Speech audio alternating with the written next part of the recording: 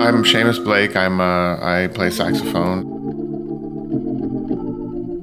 I don't know if I really remember knowing that it was Eddie Harris maybe when I first heard some of the famous things like Compared to What, and I'd hear his tunes at a gig or something, and it started to be more in my consciousness. People would make a comment yeah, I like that kind of Eddie Harris thing you're doing. And I was like, oh really, is that what I'm doing?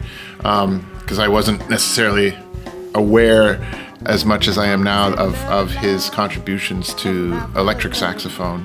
2008, 2010 or something like that, we did a Eddie Harris tribute at Smoke. In preparing for that, I started listening to as much, all the stuff that I could get my hands on, his whole catalog. Funk music to country music, blues, avant-garde, jazz to samba, plays trumpet, plays piano, trumpet with a sax mouthpiece. So he's a huge range, huge palette. That's what's great about doing this project, to just even bring his name out to the forefront a little more.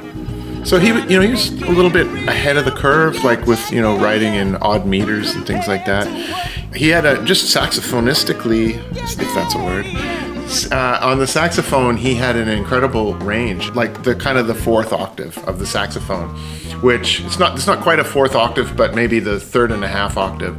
And I would say nowadays it's kind of considered the standard. If you're a professional, you can play in that octave. But when in the 60s, people weren't playing up there. So he was one of the first guys to play up there in a clean, as if it's just another octave of the piano. He had good keyboard skills, so I think that helped his compositions. He had a fertile imagination and good harmony. And I also like his vocal songs. I tried to include some of that catchy and interesting and have a lot of personality, and it's a combination of all the things that he loves. He was definitely ruthlessly creative and a pioneer, and always pushing forward, and had fearless with the stuff that he tried. I mean, I first kind of decided that the music was going to be more on the groove side, so that was a consideration for who I was calling for it. I also wanted to be with people that I knew and that I'd worked with, and that I had a good, good feeling with, and good collaborative energy with. And so Sam and I had worked together before, and I really like Sam's his creativity, but also the way that he contributes. Hey, maybe we're missing that, or we should try this. Let's try doing this this way, or whatever. Tim, I've known over the years and played with in different situations, and also a really amazing team player, and super versatile, and top call bassist. Playing with a lot of people, everybody, David Bowie, all kinds of people.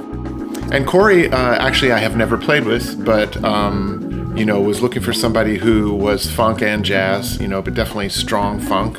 I mean, he's just bringing the groove so good, It's there's not a lot of people that can just play with that kind of time feel, that kind of groove, And I mean, with funk and with groove-based music, it's just so important that that's there, So I think you can hear it when you hear the record, yeah. I'm excited to I feel a really great energy, a collaborative energy with both Scott and Corey, and I'm super excited to see where this goes. Some kind of night,